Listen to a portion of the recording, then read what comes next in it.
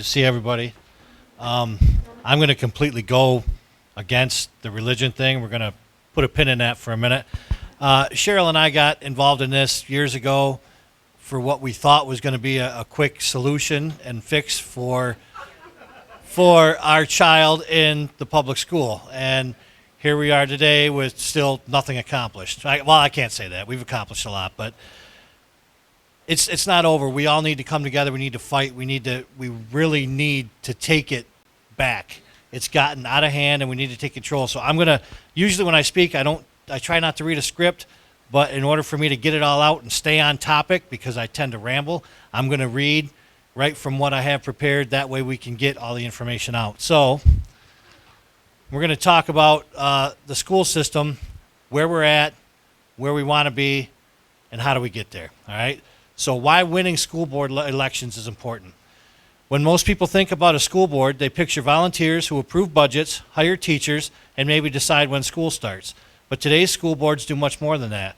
They hire the superintendent, approve curriculum, determine whether new health education standards are adopted, approve technology purchases, create district policies, and decide how hundreds of millions of taxpayer dollars are spent. And make no mistake, there are hundreds of millions of dollars funneling through these districts. So in other words, they determine the direction of public education in your community, and that's why we're here tonight. Because if we don't pay attention to who is serving on our local school boards, someone else will make those decisions for us. Meanwhile, Michigan's academic performance continues to decline. Today, approximately 75% of Michigan fourth graders are not reading at grade level. Nearly 76% of eighth graders are not reading at grade level. Michigan ranks near the bottom nationally in fourth grade reading proficiency, yet we spend billions of dollars on education every year. Our children continue to fall behind. So how did we get here? Schools are taking on more responsibilities that used to belong to the families. Public schools were created to educate children. Reading, writing, math, science, history, preparing kids to live productive lives. Today, many districts have expanded far beyond that mission. Schools are increasingly involved in students' social, emotional, behavioral, and personal development. One example is social emotional learning, which is SEL. Some of you may have heard of it. Originally, SEL was presented as helping students develop character, self-control, and healthy relationships. In many districts, however, these programs have expanded into areas involving attitudes, identity, beliefs, and behavior, subjects that many believe should be taught by families, not schools. Whether you support these programs or not, one fact remains. It's up to families, not schools, to teach morals, values, and personal beliefs. The role of schools has changed dramatically. That's a conversation every community should be having. Student support departments continue to grow. Across Michigan, public education has changed dramatically over the last 20 years. Statewide enrollment has declined by roughly 307,000 students, 20 years. Yet during that same period, Michigan added approximately 35,000 school employees. Supporters say today's schools provide more services than ever before. Expanded counseling, mental health programs, psychologists, social workers, student intervention specialists, technology departments, school safety personnel. Yeah, and all those are actually a thing. Every school has multiple of these titles. But taxpayers are asking an equally reasonable question.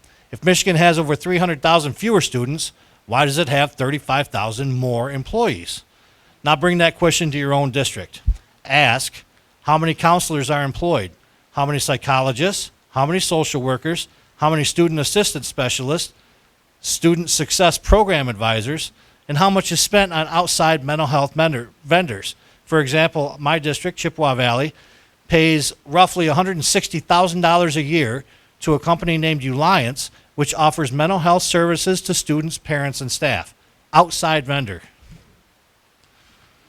In Chippewa Valley schools, middle and high schools alone, which there's 4 middle schools and 2 high schools. There's 3, but the third one doesn't have the counselors in it. Public payroll records show 26 counselor positions earning more than $2.4 million annually in 2024, with at least 20 individuals earning over $100,000 each.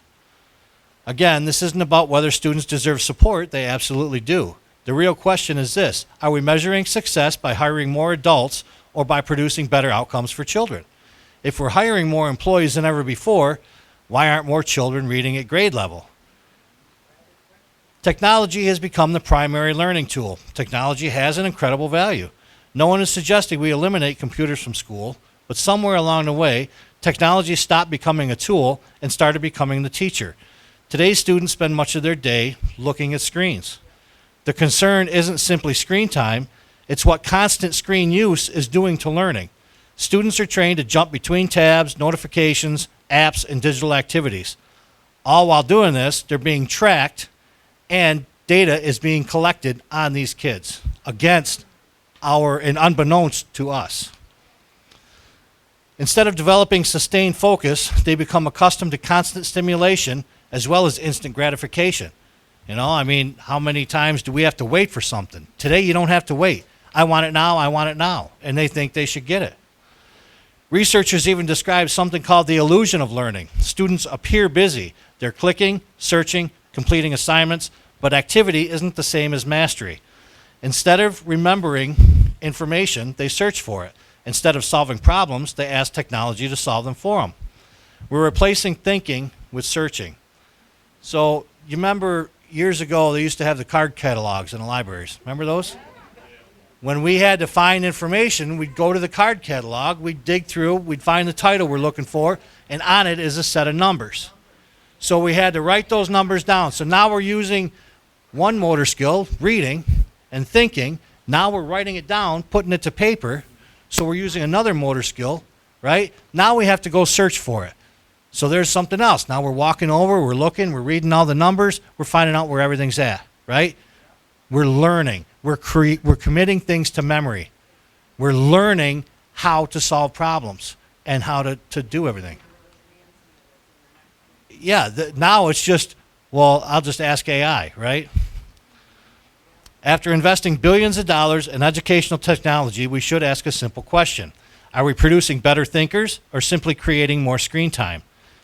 Academic priorities have shifted. Every school day has a limited number of hours. When more time is devoted to initiatives outside the traditional academic mission, something else receives less attention. Your reading, your writing, your math, your science, history, civics, all the core classes, right? These subjects don't disappear, they simply receive less time and focus. Our goal should be simple. Graduate students who can read well, write well, think critically, solve problems, balance a checkbook, if they even know what one is, understand our Constitution, if they even know what that is, and succeed in life. Academic excellence should once again become the priority. Sex education has changed dramatically. Last December, the Michigan State Board of Education adopted new health education standards that incorporate concepts such as gender identity and sexual orientation throughout the standards.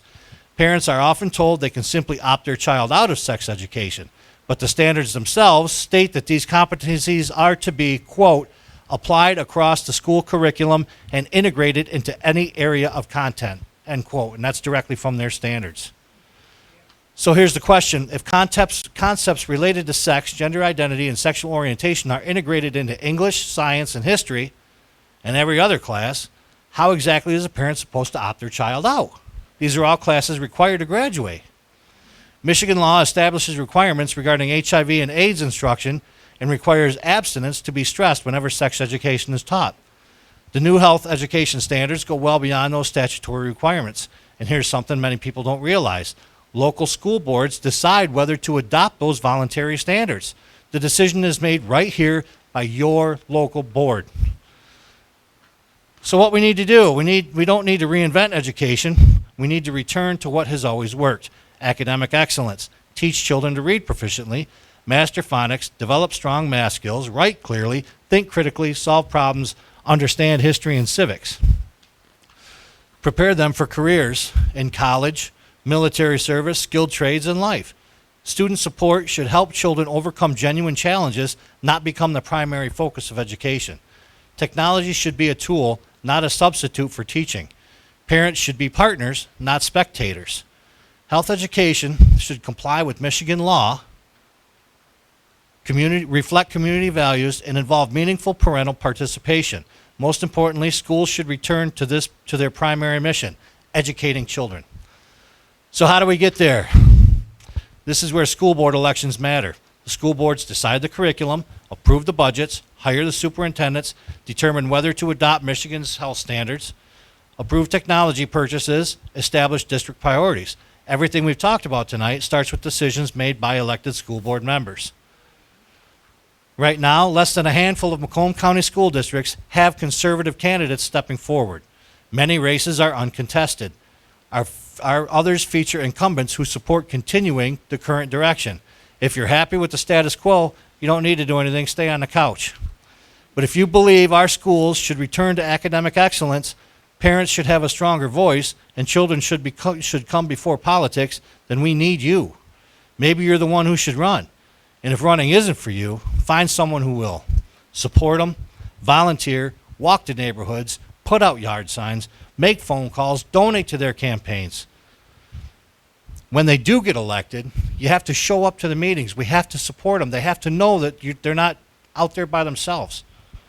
Every school board election matters. You don't have to be an educator. You don't have to know every law. You don't need political experience. All you need is common sense, integrity, the courage to ask questions, and a willingness to stand up for children, parents, and taxpayers. Don't let fear convince you you're not qualified. The people making the biggest difference in communities across this country aren't career politicians. They're ordinary citizens who simply decided they were tired of watching from the sidelines. And the good news is you won't be standing alone. There's a growing army of parents, grandparents, taxpayers, and community members ready to stand behind candidates who believe in transparency, accountability, academic excellence, and putting children first. If you spent the last several years saying our schools are headed in the wrong direction, parents aren't being heard, academics should come before politics, somebody needs to do something, we've all heard people say it, then tonight, that somebody might be you. Because the future of education won't be decided in Lansing alone, it'll be decided in communities like ours, one school board election at a time. Thank you.